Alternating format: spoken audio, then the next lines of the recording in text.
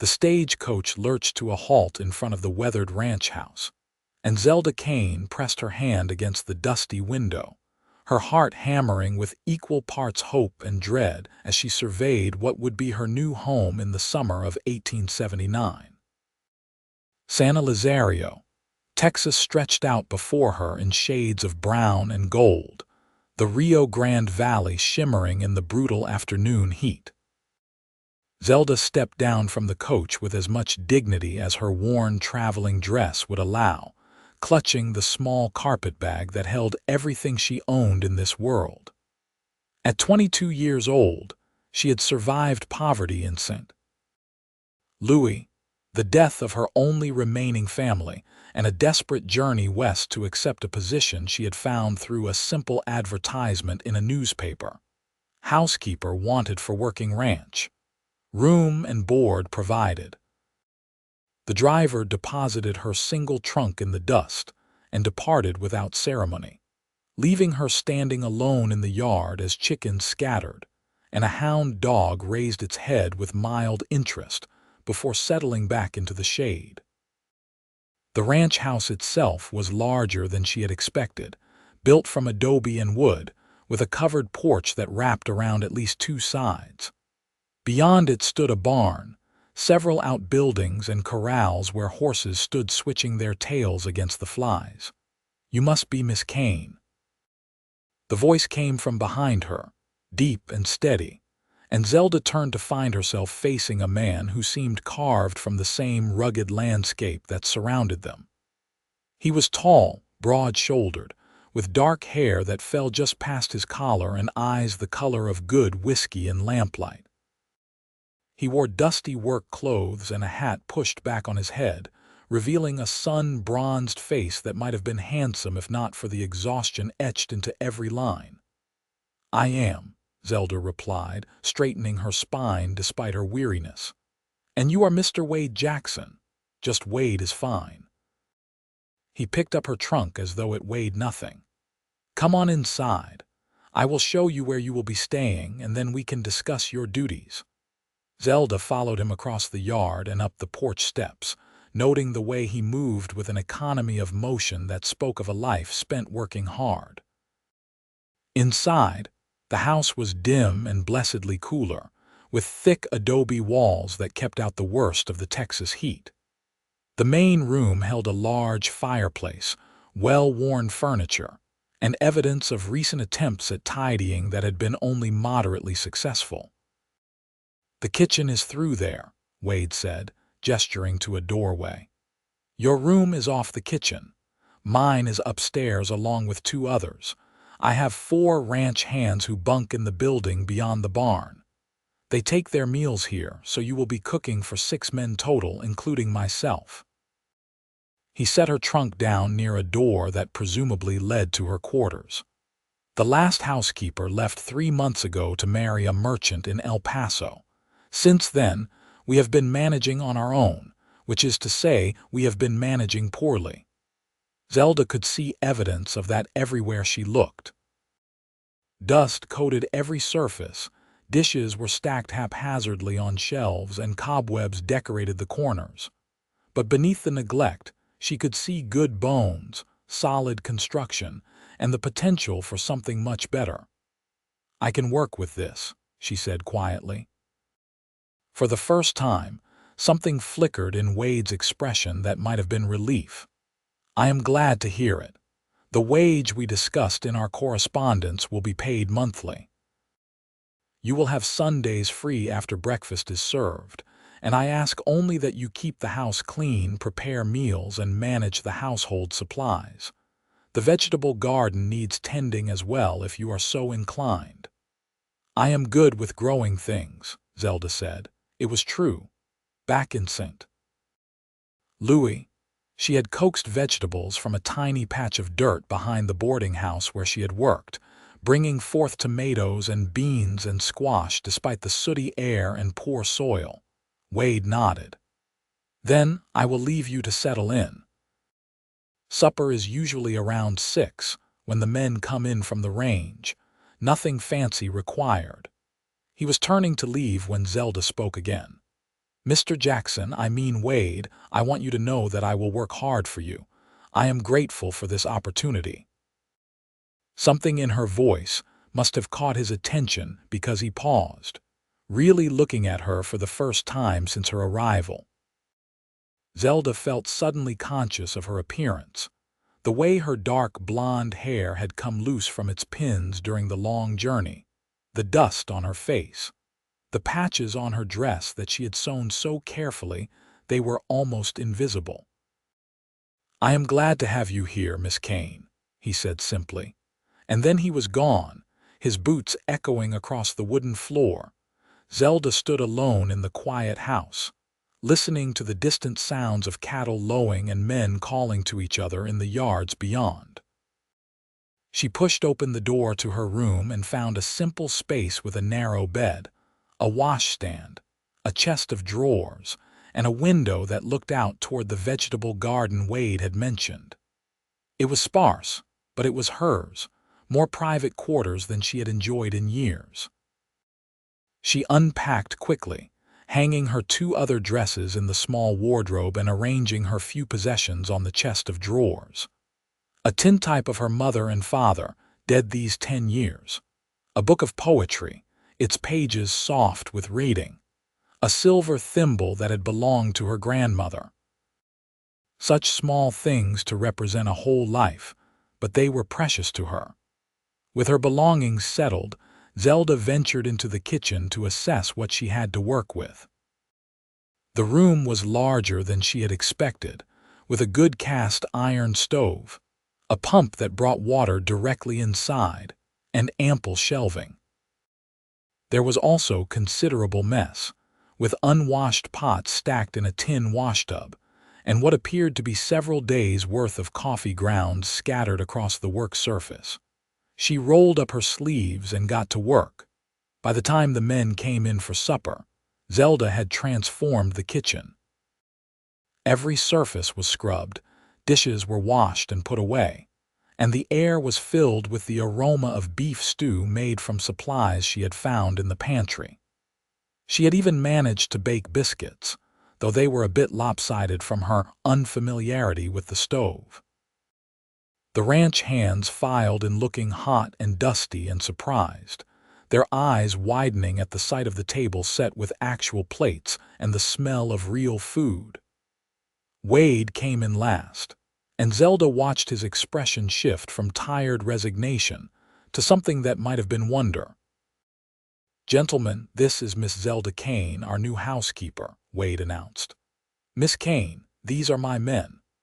Roberto Martinez, Charlie Fletcher, Sam Donovan, and young Tommy Winters." They nodded and mumbled greetings, removing their hats in a belated show of manners. Tommy Winters looked barely 18, with a sunburned face and straw-colored hair. The others ranged from their mid-20s to Roberto's weathered 40-something years. "Please, sit and eat while it is hot," Zelda said, ladling stew into bowls. The meal was consumed with more enthusiasm than conversation, the men too busy eating to do much talking. Zelda stood by the stove, pleased by their obvious appreciation of her cooking. She had learned from her mother, who had been in service to a wealthy family before marriage, and she knew her way around a kitchen. "Miss Kane, this is the finest meal I have had since my own mama's table," Tommy said earnestly, his bowl already empty. "There is plenty more," Zelda assured him, refilling his bowl. "Please, all of you, eat your fill." As the men ate second and third helpings, Wade caught her eye across the table. "You have worked wonders already," he said quietly. Zelda felt warmth rise in her cheeks that had nothing to do with the heat of the stove. "It is only stew and biscuits. It is more than that, and you know it." After the meal, the ranch hands headed out to their bunkhouse, calling thanks over their shoulders. Wade lingered, watching as Zelda began clearing the table. "You do not have to do that tonight," he said. "You must be exhausted from your journey." "I would rather finish properly," Zelda replied. Besides, it will be easier to start fresh tomorrow if everything is in order tonight. Wade picked up a dish towel. Then I will help you. They worked in companionable silence, Zelda washing while Wade dried and put things away. It was strangely intimate, this domestic task performed together, and Zelda found herself acutely aware of his presence beside her, the way his shoulder occasionally brushed hers in the small space. "How long have you been ranching here?" she asked, partly to break the silence and partly because she was genuinely curious. 5 years, Wade replied. "I bought the land with money I saved from working as a trail driver. It has been hard building it up, but the herd is growing and we had good calves this spring." "You run it alone?" "No partners, just me. My parents died of fever when I was 15. My older brother died at Shiloh. There was a younger sister, but she passed when she was just a baby, so it is just me now." The matter-of-fact way he recounted such losses made Zelda's heart ache. "I am sorry. I know what it is to be alone in the world." Wade looked at her then, really looked at her, and she saw recognition in his eyes. "Your letter mentioned you had no family remaining." "My parents died when I was 12. I have been working in various capacities since then. Most recently I was employed at a boarding house in St. Louis, but the owner sold the property, and I found myself without a position." She did not mention how the new owner had made advances she had firmly rebuffed, or how she had fled the city with barely enough money for her train fare west. Some things were better left in the past. "Well, you have a home here now for as long as you want it," Wade said. Something in his voice made her look up, and their eyes met over the dishwater. For a moment, the kitchen seemed to shrink until there was nothing but the two of them, connected by something Zelda could not quite name. Then Wade looked away, hanging the towel on its hook. "I will bid you good night, Miss Kane. Thank you again for the meal." "Good night," Zelda managed, but he was already gone, his footsteps heavy on the stairs leading to the upper floor. Zelda stood alone in the kitchen, her hands still in the cooling water, and wondered what she had gotten herself into. She had expected hard work, certainly, and the challenge of managing a household in rough country. But she had not expected Wade Jackson, with his sad eyes and gentle voice, and the loneliness that seemed to radiate from him like heat from sun-baked earth. She finished the dishes, banked the fire in the stove, and retreated to her small room. Through the window, she could see stars beginning to emerge in the darkening sky, more stars than she had ever seen in St. Louis. The vastness of the Texas night was both beautiful and intimidating, a reminder of how far she had traveled and how different this life would be. Zelda changed into her nightgown and slipped between the sheets, expecting to lie awake for hours in this strange new place. Instead, exhaustion claimed her almost immediately, pulling her down into dreamless sleep. She woke before dawn, as was her habit, and dressed quickly in the dim pre-morning light. The house was silent as she made her way to the kitchen and got the stove going. By the time the sky was lightening to pearl gray, she had coffee brewing and was mixing batter for pancakes. Wade appeared as the first golden rays of sun touched the kitchen window, looking surprised to find her already at work. "You are up early," he observed. "Old habits," Zelda replied, pouring him coffee. "I hope you like pancakes. I found some molasses that I thought would go well with them." "I like anything I do not have to cook myself," Wade said with a hint of a smile that transformed his face. The ranch hands arrived soon after, drawn by the smell of food and coffee. Breakfast was a lively affair, with the men clearly delighted to have proper meals again. Zelda found herself smiling at their banter, the easy camaraderie they shared. After the men headed out to begin their day's work, Zelda tackled the rest of the house.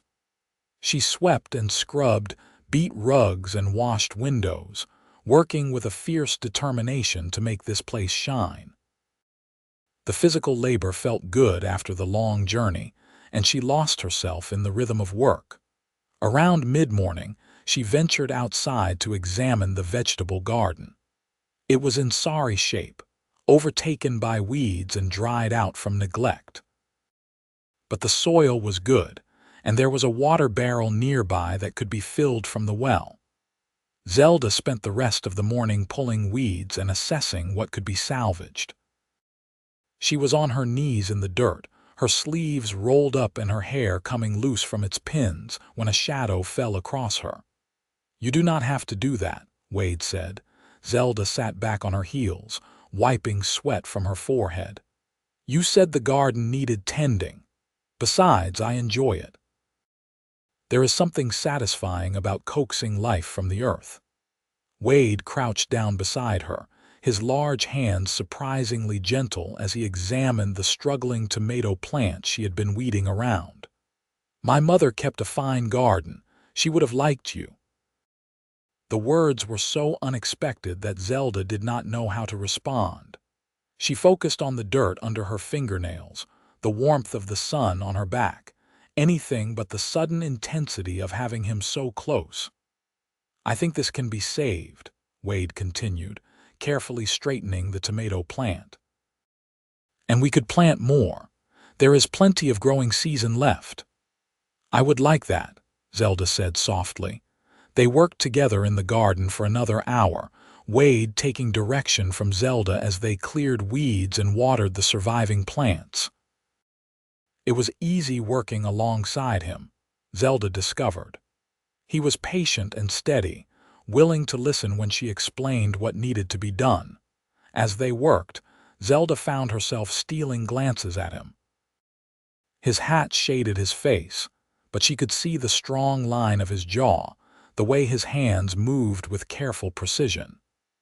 There was something deeply appealing about a man who was not afraid of gentle work, who could handle both cattle and vegetables with equal competence. "Tell me about the ranch," Zelda said as they moved to the water barrel. "What are your plans for it?" Wade was quiet for a moment, hauling up a bucket of water. "I want to build something lasting." "Right now, we run about 500 head of cattle, mostly longhorns mixed with some Herefords I have been bringing in to improve the stock. The land can support twice that many, maybe more if we manage it right." His voice took on a different quality when he talked about the ranch, becoming animated in a way it had not been before. "I want to build this into something that will endure, something that could be passed down. A real legacy, not just a patch of dirt and some cows." "That is a fine dream," Zelda said, and meant it. "Dreams are easy. Making them real is the hard part." Wade poured water carefully around the base of the plants. "But I am willing to work for it. That has to count for something." The days fell into a rhythm after that. Zelda rose before dawn to prepare breakfast, then spent her mornings cleaning and maintaining the house. Afternoons she devoted to the garden, coaxing the struggling plants back to health and putting in new seeds where there was room. Evenings were for cooking supper and cleaning up after, often with Wade staying to help despite her protests that he must be exhausted from his own work. Those evening conversations became the highlight of Zelda's days. As they washed dishes or prepared vegetables for the next day's meals, Wade would tell her about the ranch, about the challenges of managing cattle in the harsh Texas climate, about his hopes for the future. In turn, Zelda found herself sharing stories from her own past, things she had not spoken of in years. "I used to think I would be a teacher," she confessed one evening as they shelled peas on the porch. "I loved books, loved learning. But there was no money for any kind of training and I had to work." "It is not too late," Wade said. "There is a school in San Elizario. They are always looking for teachers." Zelda shook her tail. "I am happy here. This is good work, meaningful work. And I like having a real home, even if I am just the housekeeper."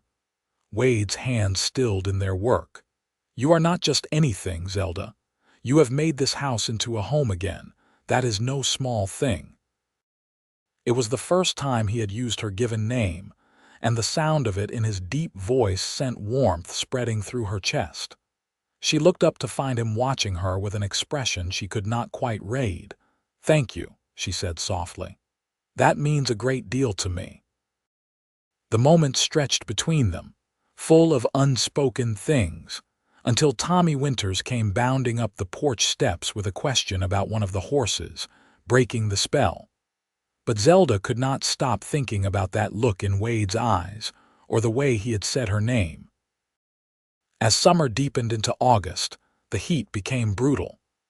The ranch hands worked from dawn until mid-morning, then took shelter during the worst of the afternoon heat before resuming in the evening. Zelda adjusted her own schedule accordingly, doing the heaviest work in the early morning and spending the afternoons in the relative cool of the kitchen, preparing food that would not heat the house too much. She learned the rhythms of ranch life, the endless cycle of tasks that kept the operation running.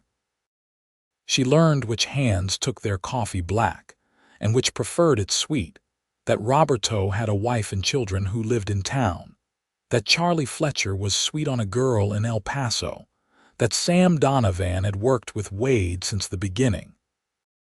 And she learned about Wade himself, slowly piecing together the man from observations and brief comments. He was up before anyone else and often the last to bed, working himself to exhaustion day after day. He was fair with his men but demanding, expecting the same high standards from them that he set for himself. He had a dry sense of humor that emerged at unexpected moments, making her laugh with his wry observations. He was also, she realized with growing certainty, deeply lonely.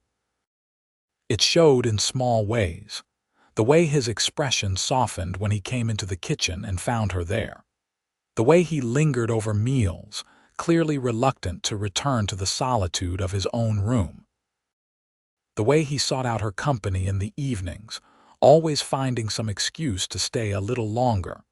Zelda understood that loneliness. She had felt it herself for so many years, the ache of having no one who truly knew her, no one who cared whether she came or went. But here, in this sun-baked corner of Texas, she was beginning to feel that she mattered. One afternoon in late August, Zelda was hanging laundry when she heard a commotion from the barn. Concerned, she hurried over to find Wade and Sam struggling to control a horse that was clearly in distress. The mare was wild-eyed and sweating, favoring her left foreleg. "What happened?" Zelda asked. "Wire," Wade said tersely, his attention focused on the frightened animal. "She got tangled in some old fence wire out in the south pasture. The cut is not too deep, but she is spooked." The horse reared, nearly pulling free from the ropes that held her. Wade spoke to her in a low, steady voice, but the mare was too frightened to listen. Without thinking, Zelda stepped forward. "Let me try." Wade looked at her in surprise, but something in her expression made him nod. "Be careful." Zelda approached the horse slowly, keeping her movements small and non-threatening. She began to hum, a wordless melody her mother used to sing, letting the sound fill the space between her and the frightened animal. The mare's ears flicked forward, catching the sound. Zelda kept humming as she inched closer, her hand outstretched. The horse snorted and stamped but did not pull away. "Easy, girl," Zelda murmured, her fingers brushing the mare's sweat-dampened neck. "No one is going to hurt you. You are safe now." She kept up the gentle stream of words and humming, stroking the horse's neck and shoulder in slow, soothing motions. Gradually, the mare's trembling subsided. Her breathing slowed. She lowered her head and allowed Zelda to run a hand down the injured leg. "That is a good girl," Zelda praised. "Such a brave girl." Wade moved in carefully with medical supplies, but the mare stood still now, seeming to understand they were trying to help. Between the two of them, they cleaned and bandaged the wound while Sam held the lead rope. When they were finished and the mare was safely in a stall with fresh water and hay, Wade turned to Zelda with undisguised admiration. "Where did you learn to do that?" Zelda shrugged, suddenly self-conscious under his intense gaze. "There were horses at one of the places I worked. I always seemed to have a way with them." "That was more than having a way with them. That was a gift." Wade took a step closer, and Zelda could see flecks of gold in his brown eyes. "You are full of surprises, Zelda Kane." "I could say the same about you, Wade Jackson," she replied, surprised by her own boldness. Something shifted in the air between them, a charge like the feeling before a lightning strike. Wade reached up slowly, giving her time to step away if she wanted, and gently tucked a loose strand of hair behind her ear. His fingers lingered for just a moment against her cheek. "I am glad you came here," he said, his voice rough. "Gladder than you know." Before Zelda could respond, Sam called from the other end of the barn with a question, and the moment was broken. But as Wade turned away to help his foreman, Zelda pressed her hand to her cheek where his fingers had touched, her heart racing. That night, as she lay in bed listening to the coyotes yipping in the distance, Zelda admitted to herself what she had been trying to ignore for weeks. She was falling in love with Wade Jackson. It was foolish, she told herself. She was his housekeeper, an employee. He was a rancher building an empire, a man with plans and dreams that likely did not include a penniless woman with nothing to offer but hard work and a gentle hand with horses. But her heart did not care about logic or propriety. It had made its choice, and all Zelda could do was try to guard it as best she could. The next morning brought a new challenge. Zelda was in the garden when Roberto came running from the direction of the bunkhouse. "Miss Kane, you must come quickly. Tommy is sick, very sick." Zelda dropped her basket and hurried after him. In the bunkhouse, she found Tommy Winters curled on his bunk, his face flushed with fever and his breathing labored. The other hand stood around helplessly. "How long has he been like this?" Zelda asked, pressing her hand to Tommy's forehead and finding it burning hot. "He complained of feeling poorly last night, but this morning he could not get up," Charlie said worriedly. "Should we send for the doctor?" "Yes, but it will take hours for him to get here from town." Zelda made a quick decision. "Roberto, ride for the doctor. Tell him it might be pneumonia or some kind of lung fever. The rest of you, help me move him to the house where I can tend to him properly." They fashioned a stretcher from a blanket and carried Tommy to the house, installing him in one of the upstairs bedrooms. Zelda sent Charlie to the well for cold water and set about making the young man as comfortable as possible. Wade appeared in the doorway, his face creased with concern. "How bad is it?" "Bad enough. His fever is very high and his lungs sound congested." Zelda wrung out a cloth in cold water and laid it across Tommy's forehead. "I have seen this before. He needs to be kept cool and given plenty of fluids. If the fever breaks, he will recover. If not—" She did not finish the sentence. "What do you need?" Wade asked. "Willow bark tea if you have any for the fever, cool water, lots of it, and prayers would not hurt." Wade nodded and disappeared, returning shortly with supplies. For the rest of the day, Zelda barely left Tommy's side. She bathed him with cool water to bring down the fever, forced willow bark tea between his cracked lips, and spoke to him in soothing tones even when he was too delirious to respond. Wade stayed with her, helping to lift Tommy when he needed to be moved, fetching whatever she required. As the hours passed and Tommy's condition did not improve, Zelda saw fear creep into Wade's eyes. "He is so young," Wade said quietly as they stood looking down at the feverish boy. "Just 18. He has his whole life ahead of him." "He is strong," Zelda insisted, though she was not as confident as she sounded. "He will fight this. Around midnight, the doctor finally arrived from town, a grizzled man named Dr. Patterson who had seen every ailment the harsh country could produce. He examined Tommy thoroughly, listened to Zelda's account of his symptoms and the care she had provided, and nodded approvingly. "You have done everything right, young lady. Keep doing what you are doing. The next 24 hours will tell the tale." After the doctor departed, Wade tried to convince Zelda to rest, but she refused to leave her patient. Instead, she settled into a chair beside the bed, bathing Tommy's face and wrists with cool water, monitoring his labored breathing. Somewhere in the deepest part of the night, Wade brought her coffee and a blanket. "You should sleep," he said gently. "I will sleep when his fever breaks." Wade draped the blanket around her shoulders. "Then I will stay with you." And he did, pulling up another chair and keeping vigil beside her through the long, dark hours. They spoke little, but Zelda drew strength from his presence, from the steady reliability that seemed as much a part of him as his brown eyes or work-roughened hands. Just before dawn, Tommy stirred and murmured something incoherent. Zelda leaned forward, pressing her hand to his forehead, and felt tears of relief prick her eyes. "The fever is breaking," she whispered. Wade's hand found hers in the dim light, squeezing gently. "You did this. You saved him." "We saved him," Zelda corrected, turning to look at Wade's face in the gray pre-dawn light. "Together." Their hands remained clasped as the sky outside slowly brightened, neither of them willing to break the connection. In Tommy's bed, the young man's breathing gradually eased, becoming deeper and more natural. By the time full daylight arrived, Tommy was sleeping peacefully, his fever reduced to barely above normal. Zelda finally allowed herself to relax, slumping in her chair with exhaustion. "Come on," Wade said gently, helping her to her feet. "You need to rest now. I will watch him." Zelda was too tired to argue. She stumbled to her room and collapsed on her bed, still fully clothed, asleep almost before her head hit the pillow.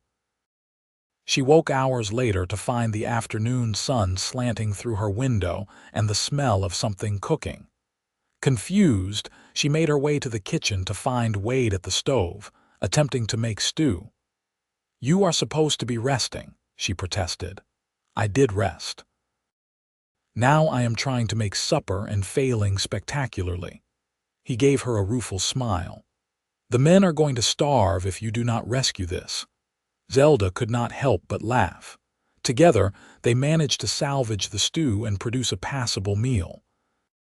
Over the next few days, as Tommy slowly recovered his strength, Zelda found herself falling into an even easier companionship with Wade. The crisis had broken down some invisible barrier between them, and they moved around each other with an awareness that was both thrilling and terrifying. Tommy was back on his feet within a week, but recovering. He thanked Zelda with tears in his eyes, calling her an angel, which made her blush and wave away his gratitude. September arrived with marginally cooler temperatures and the promise of fall in the dry air. The garden was producing abundantly now, and Zelda spent her days preserving vegetables, putting up jars of tomatoes and beans and peppers for the winter months ahead. One evening, as she and Wade worked together to string up dried peppers in the kitchen, he cleared his throat in a way that suggested something important was coming. "There is a dance in town next Saturday," he said, focusing very intently on the peppers. "I was thinking we might go. You and I mean, if you would like." Zelda's heart began to pound. "Are you asking me to accompany you to a dance, Wade Jackson?" "I am." He finally looked at her, and the vulnerability in his eyes took her breath away. "That is, if you would want to." "I know I am just a rough rancher and you probably have better things to do than—" "Yes," Zelda interrupted. "Yes, I would very much like to go to a dance with you." The smile that spread across Wade's face was like sunrise, bright and full of promise. "Really, really." The days until Saturday seemed to crawl by. Zelda found herself checking her reflection more often, worrying over her limited wardrobe. Her best dress was serviceable but plain, nothing like what a woman might wear to catch a man's eye. The night before the dance, there was a knock on her bedroom door. She opened it to find Wade standing there with a wrapped package. "This came on the supply wagon today," he said, holding it out. "It is for you." Confused, Zelda took the package and unwrapped it to reveal a dress of deep blue cotton with tiny white flowers printed on it. It was simple but lovely, far nicer than anything she owned. "Wade, I cannot accept this," she said, though her fingers stroked the soft fabric longingly. "Yes, you can. I ordered it weeks ago from a catalog before I ever asked you to the dance. I just thought." He trailed off, looking uncomfortable. "You work so hard and never spend anything on yourself. You deserve something nice." Zelda felt tears threaten. No one had given her such a gift in longer than she could remember. "Thank you," she whispered. "It is beautiful."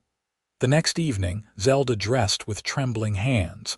The blue dress fit perfectly, the color bringing out the gray blue of her eyes. She pinned her hair up carefully, allowing a few curls to escape and frame her face. When she emerged from her room, Wade was waiting in the main room, dressed in clean trousers and a white shirt, his hair still damp from washing. The look on his face when he saw her made every moment of nervous preparation worthwhile. "Zelda," he breathed, "you are beautiful." "You clean up rather well yourself," she managed, her voice unsteady. The ride to San Elizario took about 20 minutes, Wade driving a buggy instead of his usual horse. As they rolled through the gathering dusk, Zelda felt hyper-aware of his presence beside her, of the way his arm occasionally brushed hers when the buggy hit a rough patch. The dance was being held at the church hall, and by the time they arrived, music was already spilling out into the night. Wade helped Zelda down from the buggy, his hand steady on her waist, and offered her his arm as they walked inside. The hall was packed with people, ranchers and townspeople and families, all gathered for the rare social event. A fiddle band played energetically at one end of the room while couples spun across the floor. Zelda felt a flutter of nervousness. She had not danced in years. "Would you like some punch?" Wade asked, and Zelda gratefully accepted, needing a moment to acclimate to the crowd and noise. As they stood by the refreshment table, several people came up to greet Wade and be introduced to Zelda. She met the school teacher, a sharp-eyed woman named Mrs. Garrett, who looked at Zelda with undisguised curiosity. She met the general store owner and his wife, the blacksmith, the postmaster.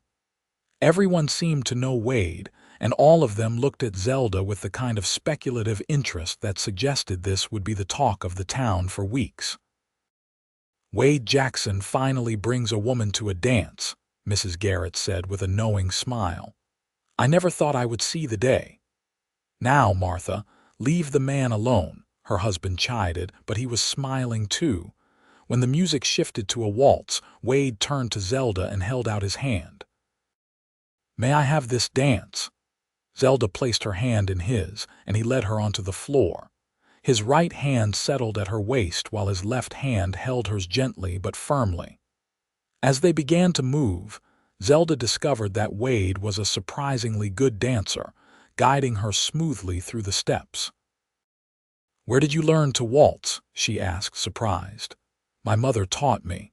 She said a gentleman should know how to dance, even if he spent his days covered in dust and cow manure." Zelda laughed, and Wade smiled down at her, his eyes warm. As they turned around the floor, Zelda felt like she was floating. The crowded room, the other dancers, the music itself all faded away until there was nothing but Wade's strong arms, and the way he looked at her like she was the only woman in the world. They danced several more dances, then stepped outside for air, finding a quiet spot away from the noise and crowd. The night was cool and clear, the stars brilliant overhead. Wade had not let go of her hand, and Zelda made no move to pull away. "I have to tell you something," Wade said, his voice serious. "And I know it is probably too soon, and I am probably being a fool, but I cannot keep it to myself any longer." Zelda's heart began to race. "What is it?" Wade turned to face her fully, both of his hands now holding hers. "Zelda, you came here as my housekeeper, and you have been everything I could have hoped for and more in that capacity. But somewhere along the way, you became so much more than that to me." He took a deep breath. "I have been alone for a long time. I thought I was content with that, thought building the ranch was enough. But then you arrived, and you filled up all the empty spaces I did not even know were there. You made my house into a home. You brought life and warmth and kindness into every corner. And I realized that the legacy I want to build is not just land and cattle. It is a family, a real home, and I want that with you." Zelda could hardly breathe. "Wade, I know I am rushing this. We have only known each other 2 months. But out here you learn not to waste time, not to let opportunities slip away. Life is too short and too uncertain." His grip on her hands tightened. "Zelda Kane, I am in love with you, completely, utterly in love with you. And I know you might not feel the same way, but I had to tell you. I had to let you know that you are not just my housekeeper. You are the woman I want to spend the rest of my life with." Tears were streaming down Zelda's face now, but they were tears of joy. "Oh, Wade, I love you too. I have been trying so hard not to, trying to tell myself it was impossible, but I love you so much it hurts." The smile that broke across Wade's face was the most beautiful thing Zelda had ever seen. He pulled her close, wrapping his arms around her, and Zelda pressed her face against his chest, feeling his heart hammering as hard as her own. "I do not have a ring yet," Wade said into her hair. "And I know I should probably court you properly for a while longer, but Zelda, will you marry me?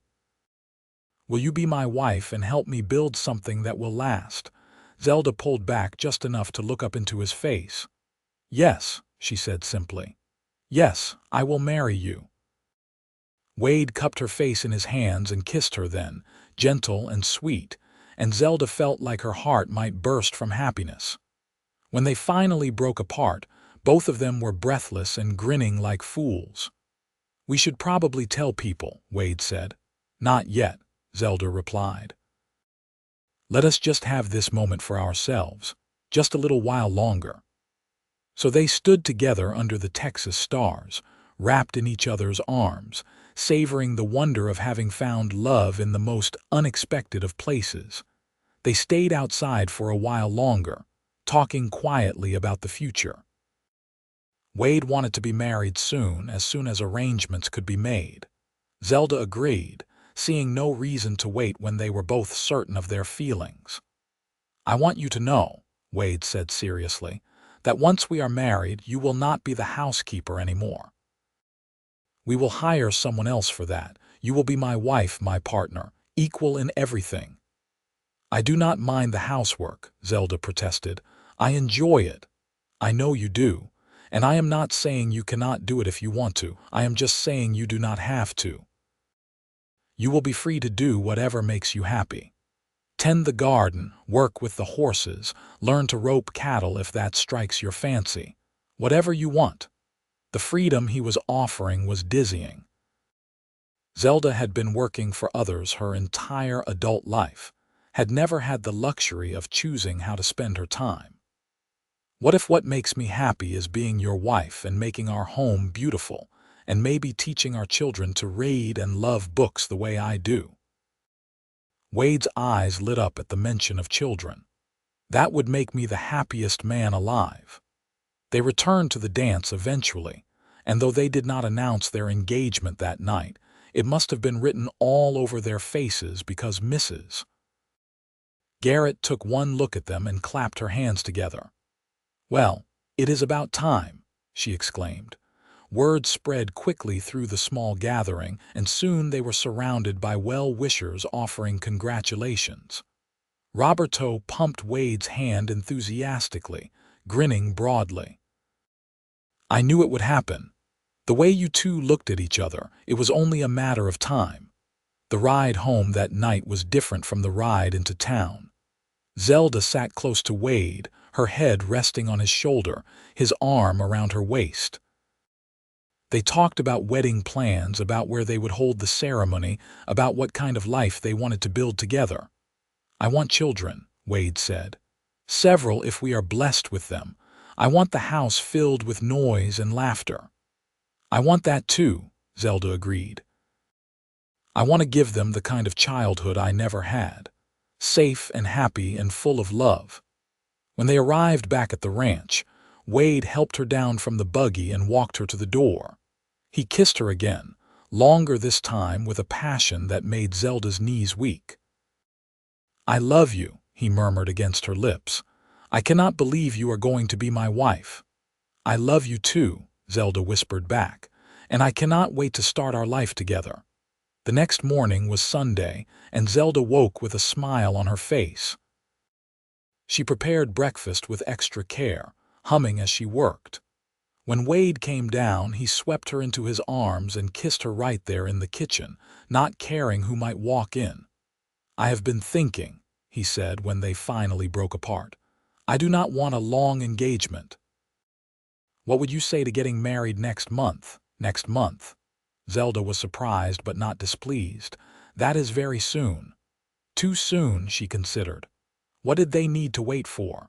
They were both adults, both certain of their feelings. No, she decided. Not too soon. Perfect, actually. They announced their engagement formally that day when the ranch hands came in for dinner. The men responded with enthusiasm, Tommy getting up to shake Wade's hand and tell Zelda she was getting a good man. "We know," Charlie added. "We have known for weeks that the boss was sweet on you." "Was I that obvious?" Wade asked, looking embarrassed. "Only to everyone with eyes," Sam said dryly, but he was smiling.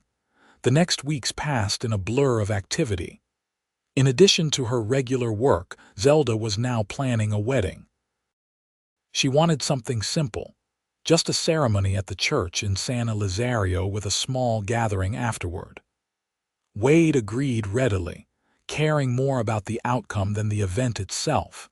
Mrs. Garrett, the schoolteacher, took Zelda under her wing, helping her with preparations. She also provided valuable information about Wade's history in the area, confirming what Zelda already knew, that he was respected and admired, known for being honest and fair in his dealings. "You are a lucky woman, Mrs. Garrett told her one afternoon as they worked on Zelda's wedding dress, altering one of Mrs. Garrett's old gowns to fit Zelda's slimmer frame. "Wade Jackson is one of the good ones. He will treat you right." "I know," Zelda said softly. "I still cannot quite believe this is real sometimes. 2 months ago I was alone in the world with nothing. Now I have a home, a family soon, a man who loves me." "That is the West for you," Mrs. Garrett said with a smile. "Things move fast out here. People do not have time for the long courtships of back east. When you find something good, you hold on to it." As the wedding day approached, Zelda found herself thinking about her parents, wishing they could be there to see her married. But she also felt their presence in quiet moments, as if they were watching over her and approving of her choice. The day before the wedding, a telegram arrived from El Paso. Wade opened it with trembling hands, then let out a whoop of joy. "My cattle sale went through," he announced. "The buyer is paying top dollar. Zelda, this means we can expand the herd, maybe build onto the house, get a proper hired girl so you do not have to do all the housework yourself." Zelda threw her arms around him, thrilled by his excitement. "That is wonderful news." That night, as they sat together on the porch watching the sunset, Wade took her hand. "I want to give you something," he said, pulling a small box from his pocket. Inside was a gold ring set with a small but beautiful sapphire. "It was my mother's," Wade explained. "My father gave it to her when they married. I have been saving it all these years, hoping I would find someone worthy of wearing it, someone like you." Zelda's eyes filled with tears as Wade slipped the ring onto her finger. It fit perfectly, as if it had been made for her. "I will treasure it always," she promised. The morning of the wedding dawned clear and bright. Zelda dressed with shaking hands, Mrs. Garrett helping her with the buttons of the white dress. The older woman had also provided a veil of delicate lace, and she arranged it carefully in Zelda's hair. "There," Mrs. Garrett said, stepping back to admire her work. "You look beautiful, my dear." Zelda looked at herself in the mirror and barely recognized the radiant woman staring back at her. Was this really her, about to marry the man she loved? The ceremony was held at noon at the small Catholic church in San Elizario. The priest, Father Hernandez, had known Wade since he first came to the area and seemed genuinely delighted to be performing the wedding. The church was filled with people from the ranch and the town, all gathered to witness the union. As Zelda walked down the aisle alone, having no one to give her away, her eyes found Wade's and stayed there. He stood at the altar looking so handsome in his best suit, his eyes bright with emotion as he watched her approach. When she reached him, he took her hand and held it tightly, as if afraid she might disappear. The ceremony itself passed in a blur for Zelda, her focus entirely on Wade and the vows they were speaking. To love and honor in sickness and health, for better or worse, until death parted them. When Father Hernandez pronounced them man and wife, Wade kissed her with such tenderness that Zelda felt tears spill down her cheeks. They were married. She was Wade's wife, and he was her husband. The celebration afterward was held at the ranch, with tables set up in the yard and food that the town women had helped prepare. There was music and dancing and laughter, and Zelda felt like she might float away from sheer happiness. As the sun began to set and the guests started to depart, Wade pulled Zelda aside. "Are you ready to go inside, Mrs. Jackson?" he asked, a teasing note in his voice. Mrs. Jackson. Her new name sent a thrill through her. "Yes," she said. "Yes, I am ready." They said good night to the last of the guests and walked hand in hand to the house. Wade had moved Zelda's things to his room upstairs earlier in the week, and now they climbed the stairs together as husband and wife. The room was lit with candles that someone, probably Mrs. Garrett, had arranged. Wade closed the door behind them and turned to Zelda, suddenly looking almost shy. "I have waited so long for this," he said quietly. "For you." Zelda reached up and cupped his face in her hands. "I am yours now, completely and forever." Their wedding night was everything Zelda had dreamed of and more. Wade was gentle and patient, making sure she felt safe and cherished. They came together with tenderness and passion, two lonely souls finding completion in each other. Afterward, as they lay wrapped in each other's arms, Wade pressed a kiss to her forehead. "I love you, Zelda Jackson." "I love you too," she murmured, nestling closer to him. "So very much." She fell asleep listening to the steady beat of his heart, knowing she was finally, truly home. The next morning, Zelda woke to find Wade already awake, propped on one elbow and watching her with a soft smile. "Good morning, wife," he said. "Good morning, husband," she replied, stretching languidly. They stayed in bed longer than they should have, talking and laughing and reveling in their new status. Eventually, hunger drove them downstairs, where they discovered Roberto had already started breakfast for the hands. "We thought you might want to sleep in," the foreman said with a knowing smile. "Congratulations again to both of you." Over the next weeks and months, Zelda settled into her new role as Wade's wife. True to his word, Wade hired a woman from town named Elena Martinez, Roberto's niece, to help with the heaviest housework. This freed Zelda to spend more time on the things she loved: the garden, working with the horses, and learning about the ranch operations.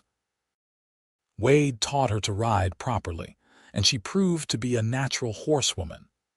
Together they would ride out to check on the herd, Wade pointing out landmarks and explaining his plans for expanding the grazing areas.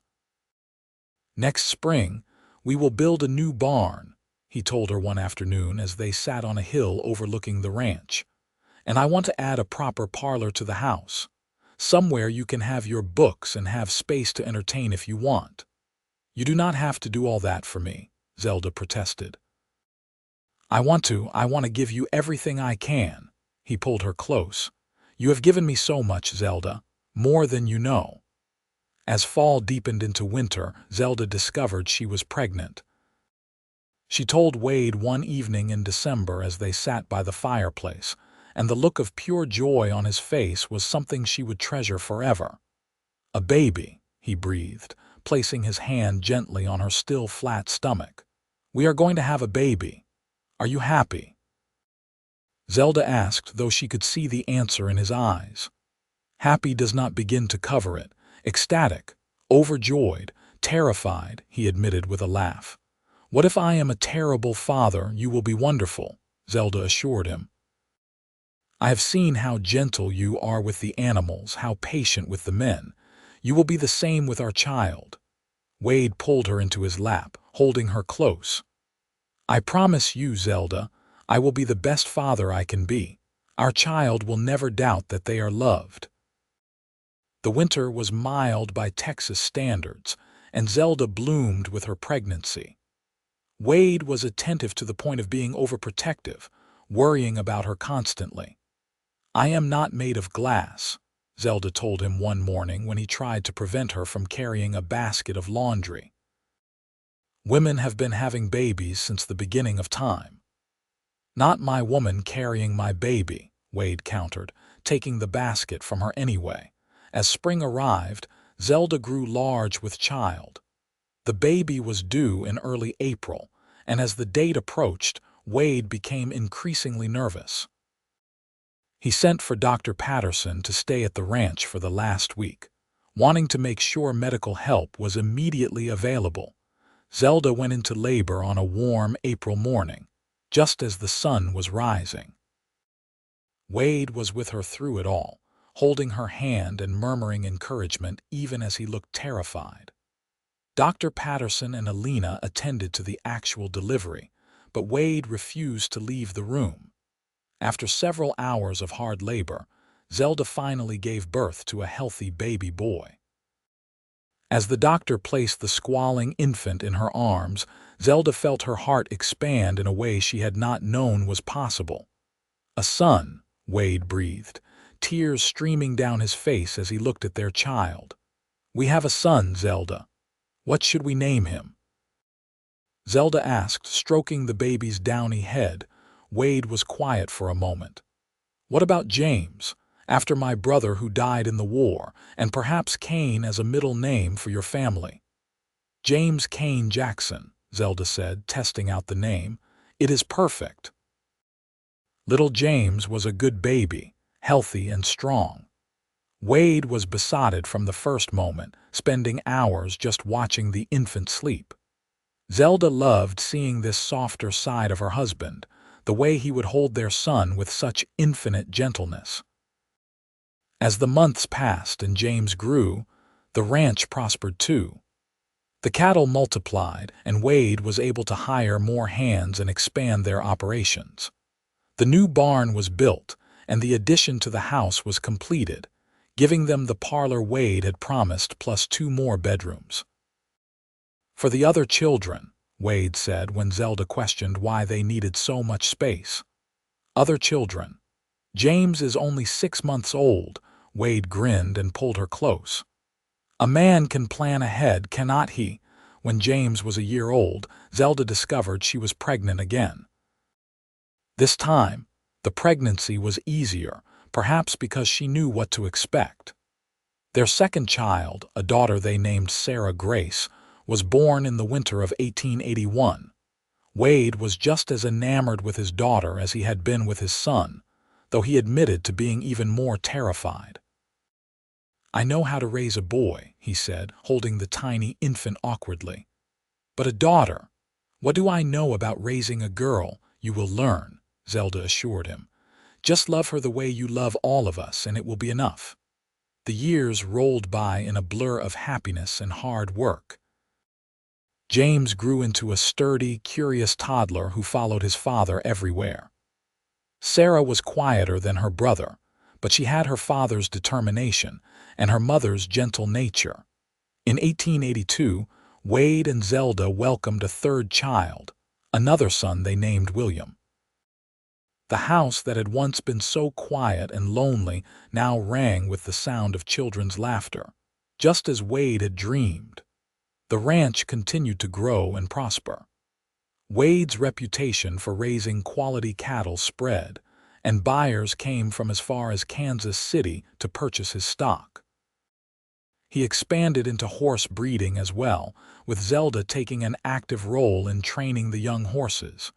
"You have a gift," Wade told her as he watched her work with a spirited filly. "These animals trust you completely."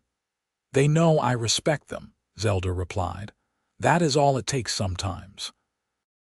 Respect and patience. Those same qualities served her well as a mother. James, Sarah, and William grew up knowing they were loved unconditionally. Zelda taught them to read from her precious books, instilling in them a love of learning. Wade taught them about the land, about responsibility, about the value of hard work. On their 5th wedding anniversary, Wade surprised Zelda with a trip to San Antonio. They left the children with Alina and her family and spent 3 days in the city, staying in a proper hotel and eating in restaurants. It was the first time they had been truly alone since before James was born. "You ever regret it?" Wade asked her one evening as they sat on the balcony of their hotel room watching the sunset. "Marrying me, tying yourself to this hard life." Zelda turned to him in surprise. "Regret it? Wade, marrying you was the best decision I ever made.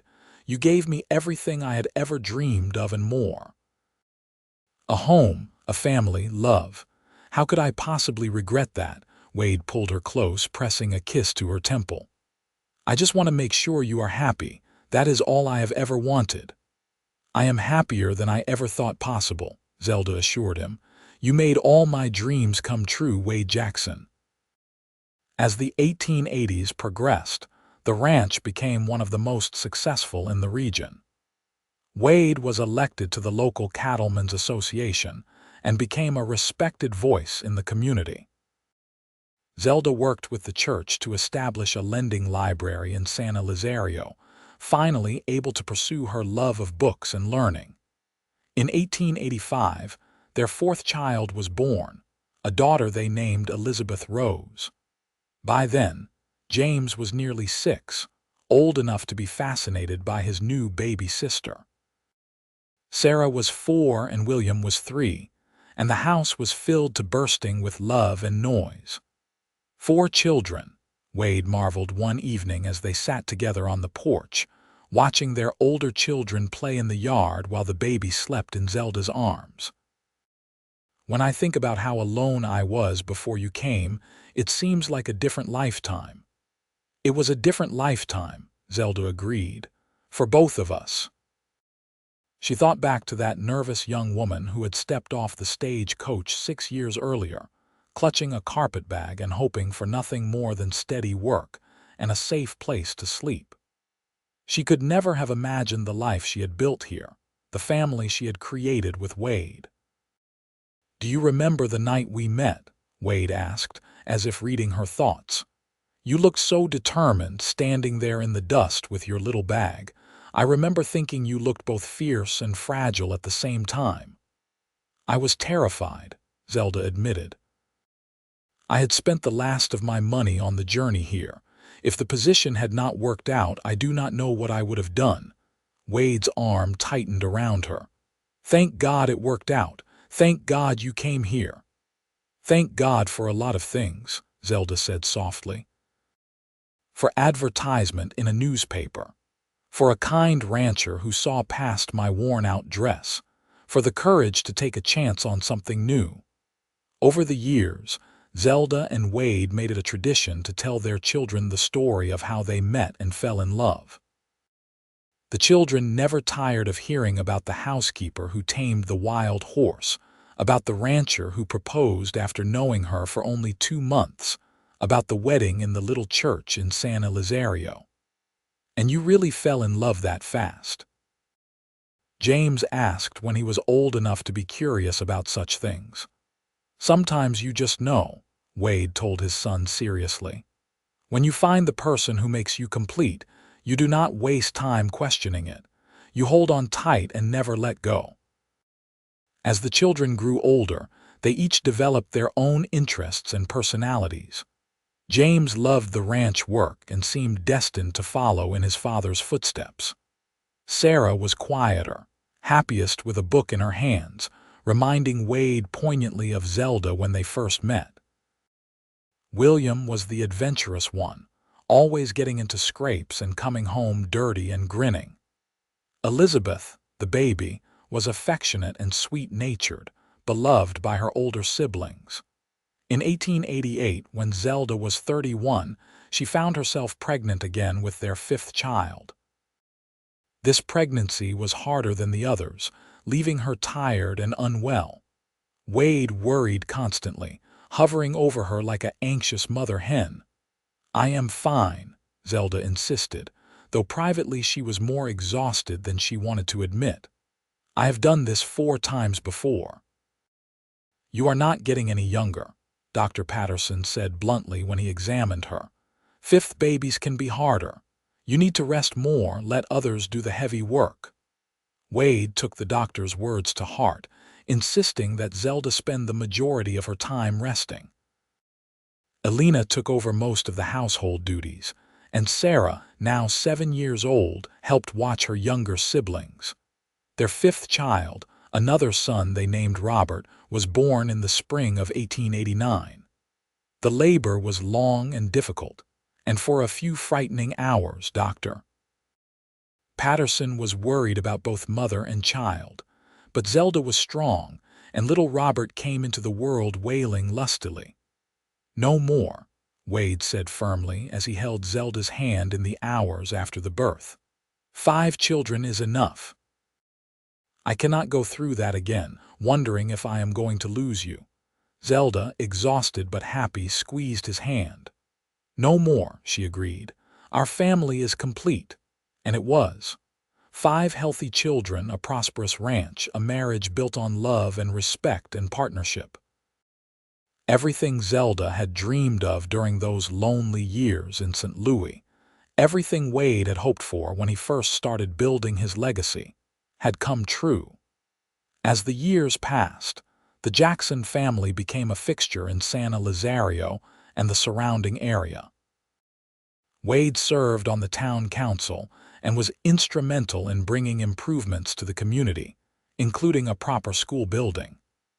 Zelda continued her work with the library and also taught Sunday school at the church. Their children thrived.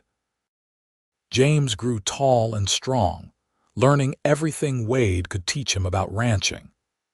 At 16, he was already handling significant responsibilities on the ranch and showed every sign of being an excellent cattleman. Sarah, at 14, was lovely and bookish, with plans to attend normal school and become a teacher. Wade had initially balked at the idea of his daughter leaving home for training, but Zelda had reminded him of her own lost dreams and convinced him to support Sarah's ambitions. William, at 13, was still the wild one, though his energy was beginning to be channeled into more productive pursuits. He had shown an aptitude for working with horses that rivaled his mother's, and spent hours in the corrals training young colts. Elizabeth, at 10, was the social butterfly of the family, making friends wherever she went and keeping everyone organized with her natural leadership abilities. Robert, the baby at 6 years old, was the comedian, always making his siblings laugh with his antics. On their 10th wedding anniversary, Wade arranged another surprise for Zelda. This time, it was not a trip, but something more permanent. He led her out behind the house to reveal a beautiful gazebo he had built, surrounded by the flowering plants Zelda loved.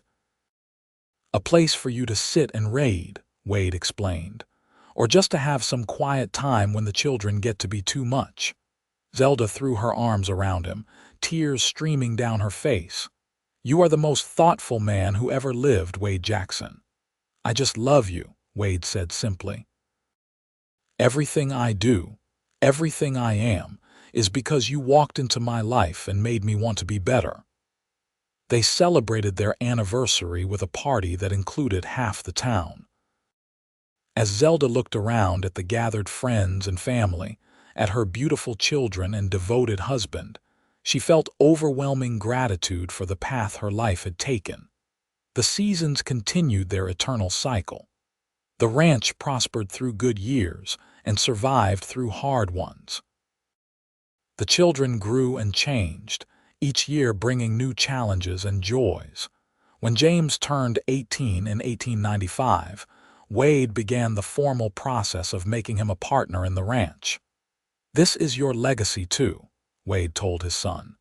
"You have earned the right to be part of the decision-making."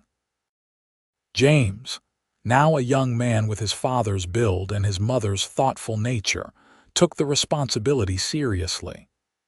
He had ideas for modernizing some of the ranch operations, and Wade listened carefully, respecting his son's input.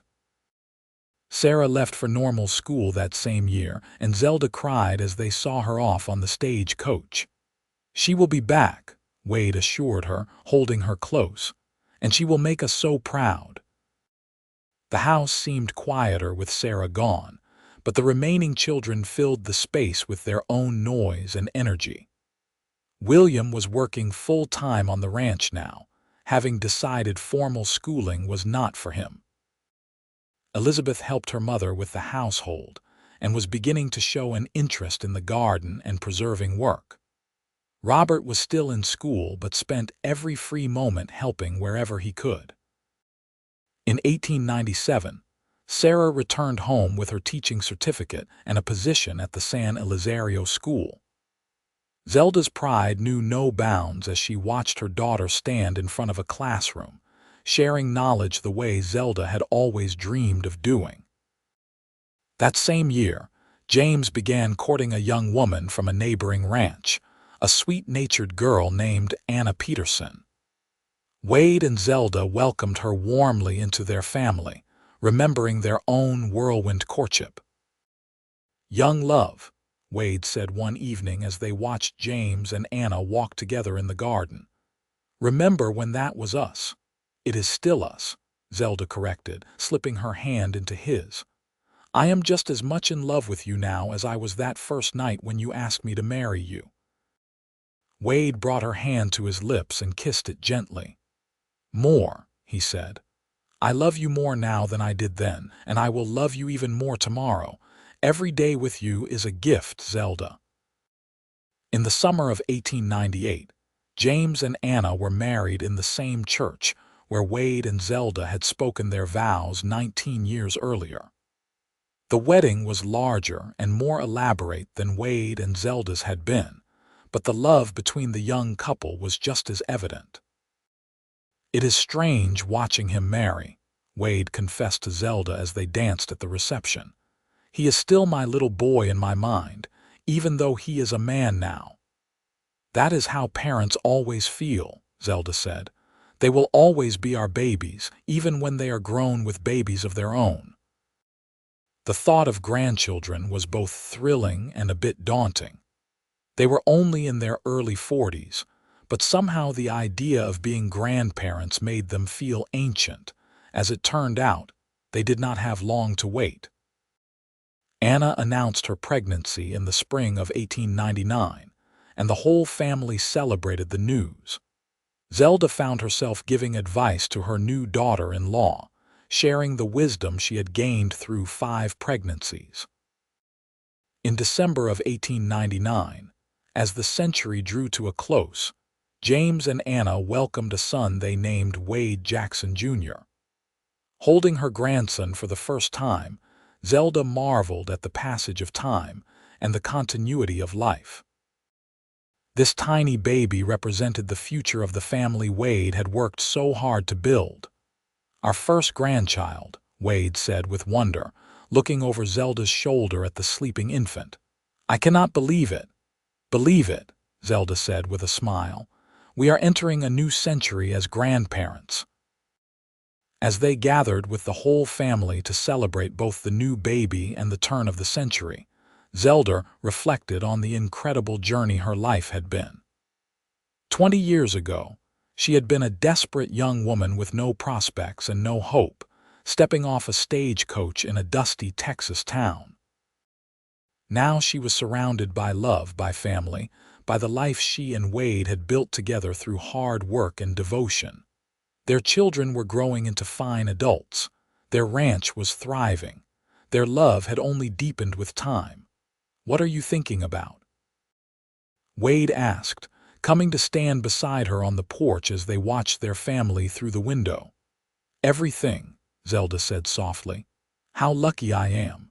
How grateful I am that I answered that advertisement all those years ago." Wade pulled her close, resting his chin on top of her head. "I am the lucky one. I was looking for a housekeeper and I found the love of my life. The best decision I ever made was hiring you. The second best was marrying you." "You proposed by sunrise," Zelda remembered, smiling at the memory, "after knowing me for such a short time." "Were you not scared I would say no?" "Terrified," Wade admitted, "but more scared of letting you slip away. I knew even then that you were meant to be mine, that we were meant to build this life together." They stood together in the gathering darkness, watching their family through the warm glow of the windows. 5 children, 1 grandchild, countless blessings. A ranch that had grown from Wade's solitary dream into a true family legacy. "You think they understand?" Zelda asked. "The children, I mean. Do they understand how special this is, what we have built?" "They will," Wade assured her. "Maybe not now while they are young and take it all for granted, but someday when they have families of their own they will look back and understand. They will know that love like ours, a family like ours, does not just happen. It is built day by day through choosing each other over and over again." As the new century dawned, Wade and Zelda Jackson stood together, hand in hand, ready to face whatever came next. They had weathered storms and celebrated triumphs. They had raised children and built a legacy. And through it all, the love that had bloomed so quickly in those first weeks remained the foundation of everything they had created. Zelda thought back to that young woman who had arrived as a housekeeper, hoping for nothing more than a safe place to work and sleep. Wade had seen past her shabby dress and desperate circumstances to the gentle heart beneath. He had loved her when she had nothing to offer but herself. And in return, she had given him everything, her whole heart and soul, helping him build not just a ranch but a home filled with love and laughter. It was a love story worthy of the wild Texas landscape that had brought them together, a testament to the power of taking chances and following your heart. And as they stood together on the threshold of a new century, surrounded by the family they had created and the love that sustained them, Wade and Zelda Jackson knew that their greatest adventures were not behind them but all around them, in every moment they shared and every day they chose each other.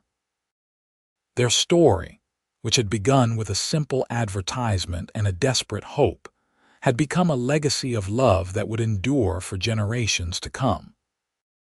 And neither of them would have changed a single moment of the journey that had brought them here, to this perfect, precious life they had built together in the heart of Texas.